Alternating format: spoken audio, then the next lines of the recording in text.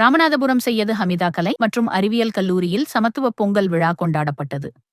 ராமநாதபுரம் மாவட்டம் கீழக்கரை செய்யது ஹமீதா கலை மற்றும் அறிவியல் கல்லூரியில் சேர்மன் முகமது சதக்கு தம்பி நினைவு தமிழ் மன்றம் சார்பாக சமத்துவ பொங்கல் கொண்டாடப்பட்டது.